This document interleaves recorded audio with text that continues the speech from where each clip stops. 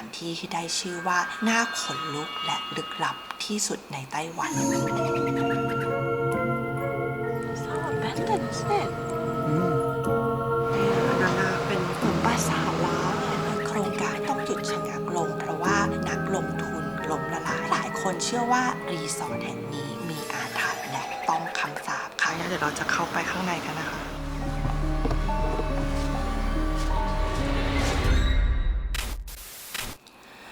เรากำลังจะเดินทางไปที่ไต้หวันเพื่อไปยังเมืองเล็กๆริมทะเลแห่งหนึ่งที่เป็นที่ตั้งของสถานที่ที่ได้ชื่อว่าน่าขนลุกและลึกลับที่สุดในไต้หวันค่ะโดยที่แห่งนี้นะคะเป็นบ้านพักตักอากาศร้างรูปทรงแปลกประหลาดที่ถูกทิ้งร้างมากว่า40ปีค่ะจริงๆแล้วที่ไต้หวันเนี่ยมีรีสอร์ทและบ้านพักตักอากาศร้างที่มาพร้อมกับเรื่องราวอาถรรพ์อยู่หลายแห่ง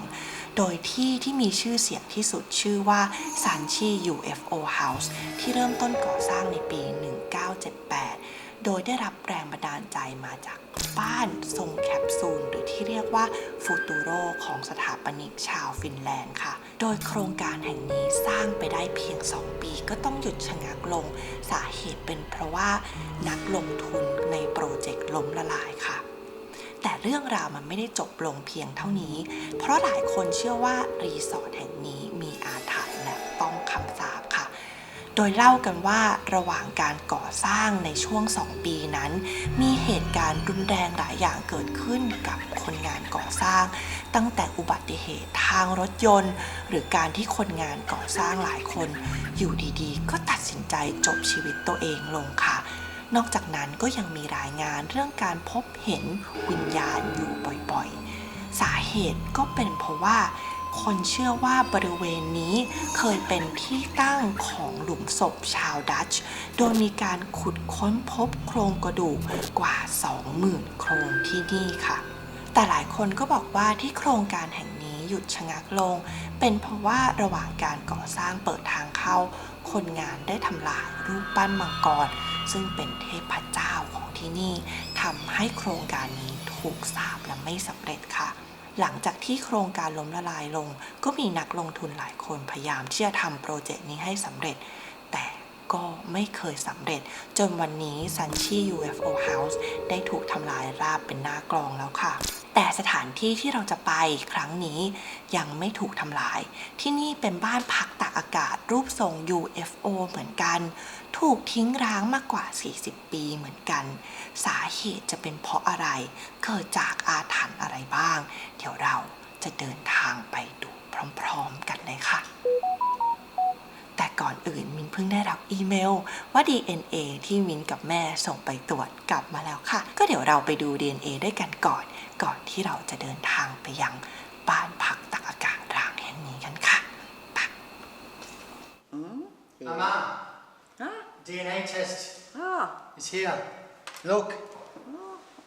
Control DNA. I'll show you. เจอแล้วเหรอนี่มาแล้วผล DNA มาแล้วเมื่อกี้เพิ่งได้อีเมล เมื่อ2 อาทิตย์ที่แล้วนะคะมิ้นเนี่ย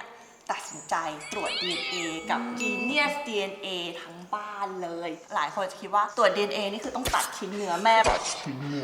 ไปตรวจหรือเปล่าแต่ว่าไม่ใช่ตรวจไงโอ้ง่ายมากเลย Genius DNA เขาจะให้อุปกรณ์มาในกล่องใช่ไหมก็เป็นการสำลี5 นาที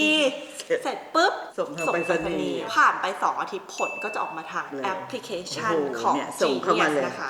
ที่ตัดสินใจส่งไปตรวจเป็นเพราะอะไรรู้ไหมเพราะว่าเหมือนจริงๆ DNA พอเราตรวจเราก็จะรู้ว่าเฮ้ยเรามีความเสี่ยงโรคอะไรมันว่าจะเป็นมะเร็งหรือเปล่าแพ้อะไรหรือเปล่าแล้วก็สิ่งที่เป็นข้อเสริมคืออะไรรู้ไหมเราจะรู้พรสวรรค์ของเราด้วยแล้วก็รู้รากเหง้า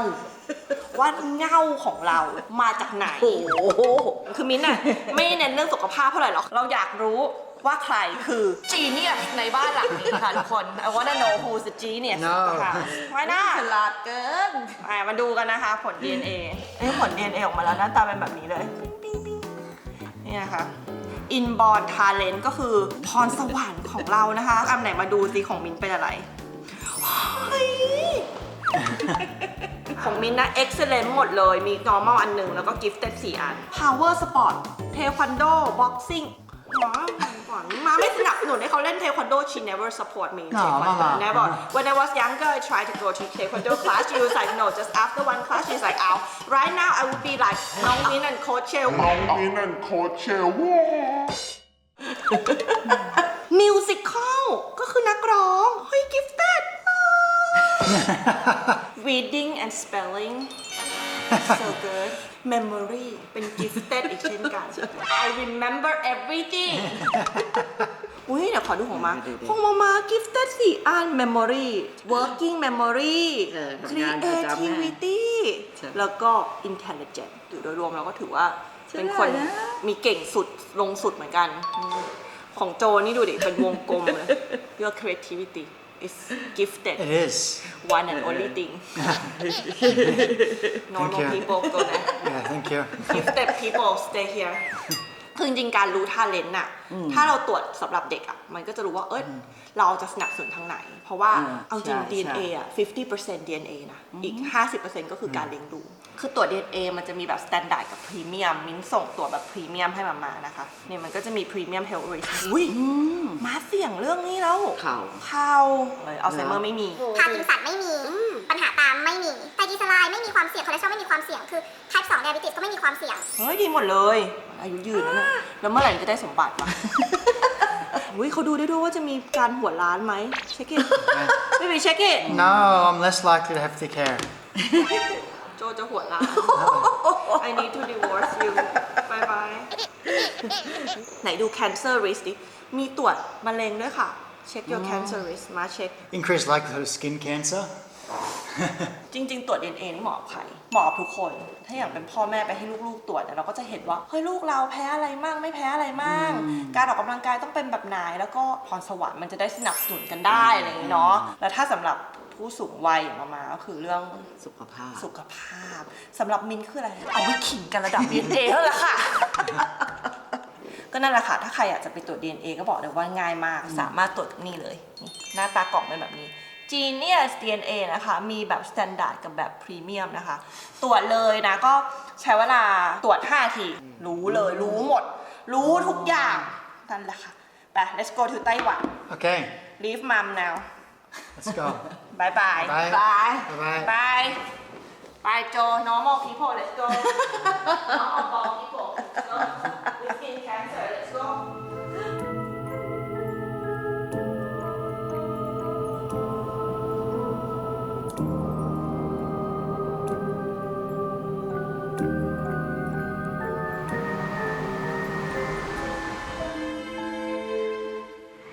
ทันทีที่เราถึงไทเปนะคะเราก็เช่ารถขับกันมานะใช้เวลาประมาณ40 นาทีค่ะก็ถึงเขตที่ชื่อว่าหวานลี่นะคะซึ่งที่นี่เป็นที่ตั้งของบ้านพักตากอากาศร้างที่เราจะมาสำรวจกันนะคะโดยบ้านพักตากอากาศนี้นะคะตั้งอยู่บนอ่าวมรกตหรือเรียกว่า Emerald Bay นะคะซึ่งก็อยู่ติดกับชายทะเลนะตอนนี้เวลาประมาณ5 โมงครึ่งแล้วนะคะก็เราจะหาที่พักกันก่อนนะเพราะว่าไม่ได้จองที่พักกันมานะคะเดี๋ยวรอดูว่าพรุ่งนี้เราจะไปสำรวจที่นี่กันยังไงค่ะ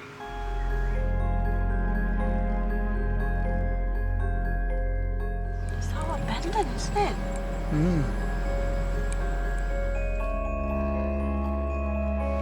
เต็มไปหมดเลยค่ะริมหาดเลยนะคะ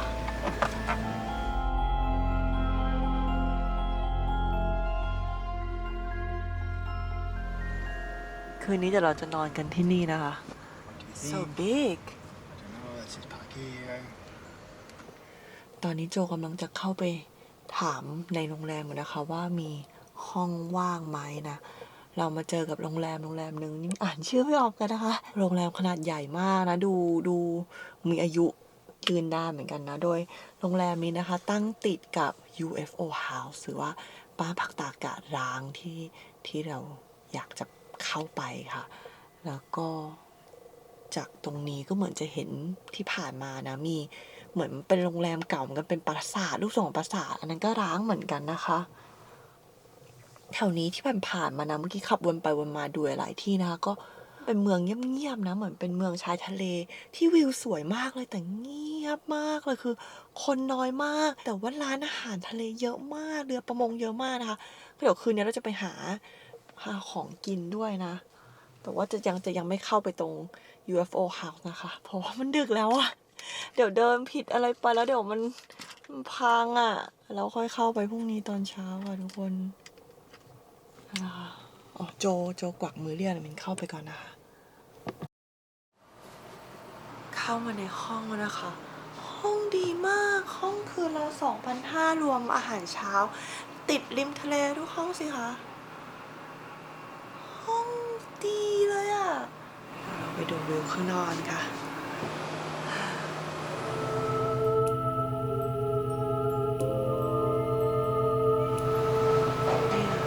เป็นเหมือนปราสาทล้างแล้วก็ตรงนั้นก็จะเป็นที่รกร้างเหมือนกันนะคะตั้งอยู่ริมทะเลแล้วไม่น่าเชื่อว่าไม่มีคนอยู่แล้วถูกทิ้งร้างค่ะ It doesn't look like it looks from outside, isn't it? Exactly. Right? Inside is so much better than So modern. outside. So modern. Yeah, you like it? I do.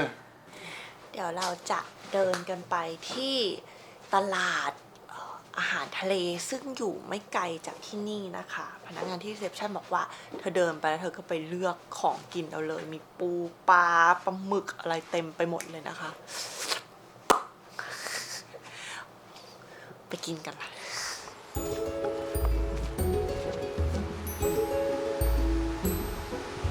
เป็นร้านซีฟู้ดหมดเลยนะคะข้างหน้าถึงแล้วค่ะทุกคนนี่จิ้วโขฟิชมาร์เก็ตค่ะแล้วเดี๋ยวเราเข้าไปกินกันดีกว่า lobster ปู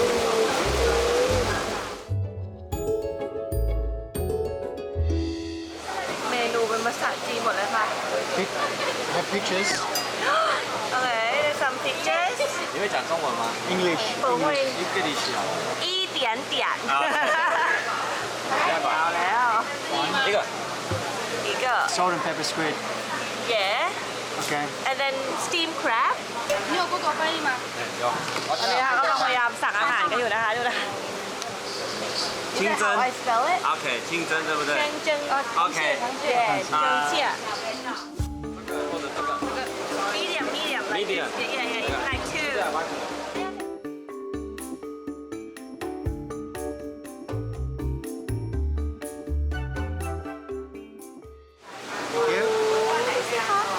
ผักแบบเขียวมา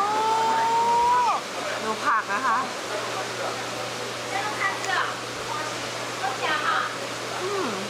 นี่ไม่รู้จักมันคือผักอะไรแต่มันอร่อยมากเลยอ่ะกรอบมากมีปลานิดนึงมีพริกนิดนึงมีขิงนิดนึงผักกรอบมากฟังนะ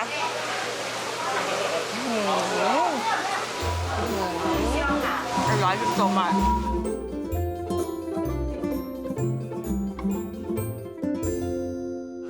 ปูมาแล้วค่ะทุกคนวันลี่แครบ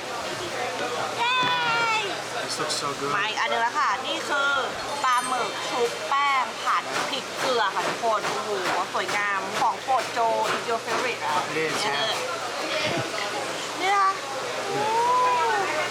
How is it? So good. Very meaty. Alright. มันสดมากและเนื้อแน่นมากจริงๆแบบเนื้อมันแน่นแล้วหวานแล้วก็มีความเผ็ดของพริกไทยกระเทียมกับต้นหอมอ่ะกลิ่นมันดีมากเลยอ่ะ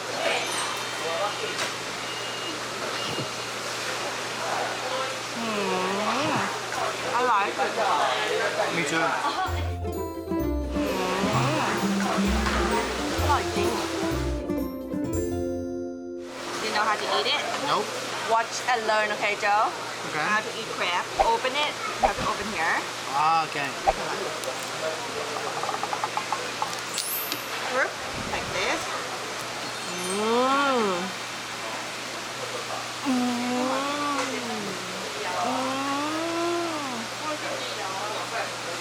Joe just eat his garlic. ก็เหมือนแบบเหมือนปูม้าของไทยที่มันจะไม่ได้เนื้อแน่นเหมือนแบบปูทะเลอะค่ะทุกคนเนี่ยเนื้อมันเป็นอย่างเงี้ยเนี่ยอย่างเงี้ยนะคะโหมันสดมากเลยอะมันหวานหรอ Oh wow, so fresh. อ๋อ Mm. นี่ไข่ปูนะเนี่ยค่ะโจบอกว่าทิ้งป่ะทิ้งอะไรมาทิ้งเนี่ยไม่กินไม่ได้ไงลูก The best we're gonna go eat now and tomorrow explore the abandoned resort with a crazy story Very crazy.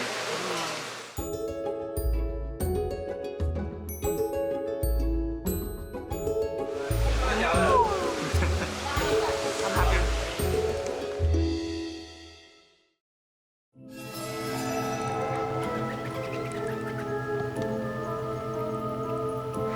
นี่เราจะไปสำรวจที่นี่กันนะคะ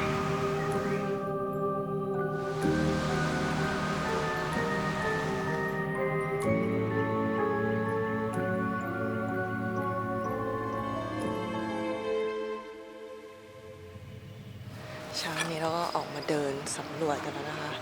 วันนี้แดดดีมากๆเลยนะ ร้อนมากเลยนะคะก็เนี่ยค่ะคือ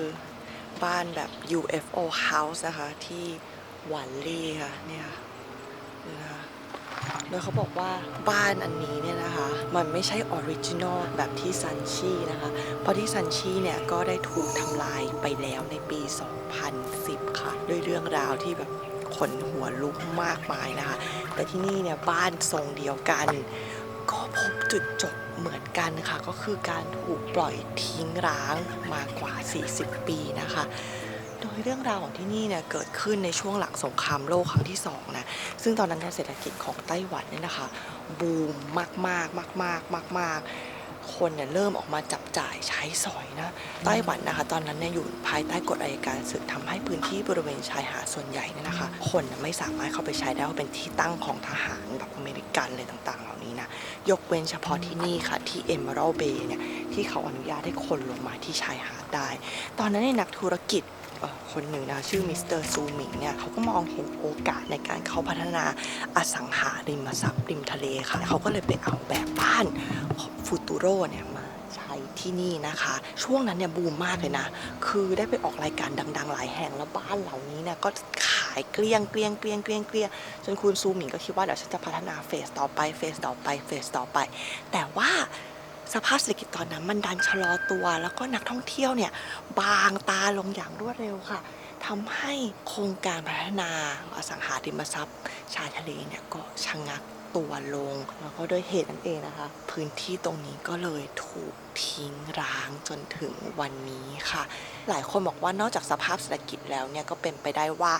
ตรงนี้เนี่ยคือหน้าร้อนมันร้อนแบบร้อนคือตอนนี้ร้อนมากร้อนจัดแล้วคนเอเชียก็ไม่ใช่อารมณ์มาอาบแดดไง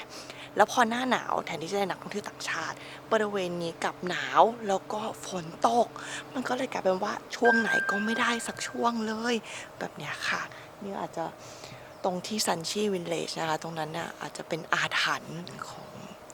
วิญญาณต่างๆนะคะแต่ตรงนี้เนี่ยก็เป็นอาถรรพ์ทางเศรษฐกิจที่ทำให้พื้นที่ตรงนี้เนี่ยมันถูกทิ้งร้างค่ะก็เป็นว่าเดี๋ยวเราจะค่อยๆเข้าไปสำรวจกันข้างในนะคะไม่รู้เข้าได้หรือเปล่าก็เดี๋ยวเราค่อยๆดูกันไปค่ะ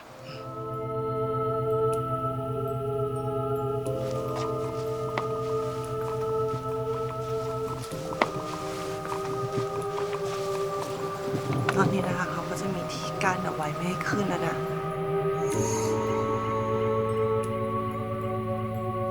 สองหลังนี้นะคะไม่ได้ปิดไว้นะเดี๋ยวเราจะเข้าไปข้างในกันนะคะ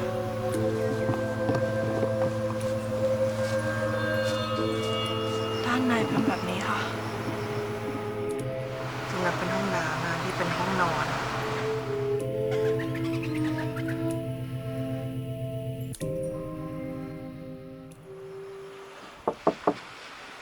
It's fiberglass. Yeah, so fragile. It is, yeah. It's amazing how they build it. It's still standing okay.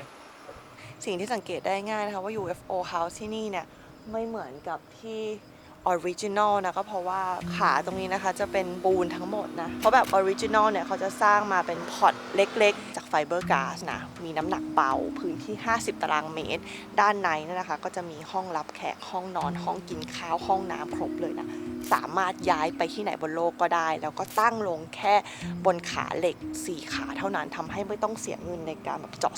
เสาอะไรต่างๆเหล่านี้ค่ะตอนที่สร้างเนี่ยสถาปนิกชาวฟินแลนด์ในสมัยปี 1960 เนี่ยเขาน่าจะเป็นจีเนียสด้านแบบจินตนาการนะคะนอกจากจินตนาการจะเลิศล้ำแล้วเนี่ยนะเขาก็ยังสร้างเพื่อจะแก้ปัญหาการขาดแคลนบ้านทั่วโลกค่ะแต่ตอนนั้นที่เขาทำขึ้นมาทำผลิตออกมาได้ไม่ถึง100 หลังนะคะก็เจออาถรรพ์ทางเศรษฐกิจเข้าไปนะในช่วงปีประมาณ 1980 ประมาณเนี่ยราคาน้ำมัน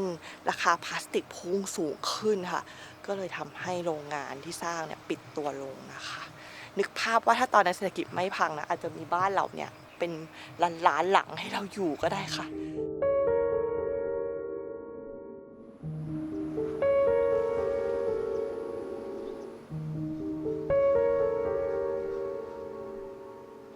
ที่เห็นข้างหน้านะคะเป็นบ้านอีกแบบหนึ่งที่ชื่อว่าเบนตูโรนะคะอันนั้นเนี่ยจะเป็นฟูตูโรเฮาส์ตรงนี้ก็ถูกทิ้งร้างหมดเลยนะคะ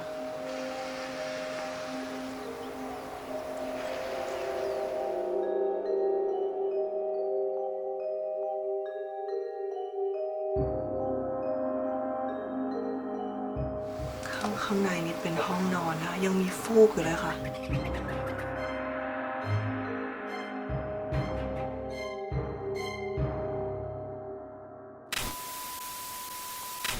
ไม่น่าเชื่อนะคะว่าพื้นที่ตรงนี้จะถูกทิ้งร้างแล้วก็พัฒนาไม่ขึ้นอ่ะมินเป็นมิสเตอร์ซูหมิงนะคะมินก็ไม่คิดแบบนั้นเหมือนกันเพราะว่าดูสิคะทะเลก็สวยหาดก็กว้างซีฟู้ดเยอะมากแล้วที่ของเขาก็อยู่ติดชายทะเลเห็นวิวทะเลแบบนี้ค่ะอาถรรพ์ของเศรษฐกิจนี่มันโหดจริงๆเลยนะปัจจุบันตอนนี้นะคะก็มีบ้านบางหลังเนี่ยเขาก็ย้ายกลับเข้ามาอยู่นะมีเห็นอยู่2 หลังมั้งคะแต่ที่เหลือก็ถูกทิ้งร้างนะเห็นเขาบอกว่ามันมีการพูดคุยกันว่าจะรื้อหรือว่าจะเก็บไว้นะคะซึ่งก็ยังไม่มีคำตอบมาแน่ชัดนะถ้าใครอยากมาก็อาจจะต้องรีบมาเพราะว่าอย่างที่ซันชีนะคะอยู่ดีก็ปุ๊บหายไปเลยค่ะถูกทิ้งไปหมดเลยนะคะถูกทำลายทิ้งไปหมดที่นี่ก็อาจจะเป็นแบบนั้นเหมือนกันเนาะก็เดี๋ยววันนี้มินจะกลับเข้าไทเปแล้วก็โจต้องกลับไปทำงานนะคะก็หมดเวลาแอดเวนเจอร์แล้วไปแล้วค่ะ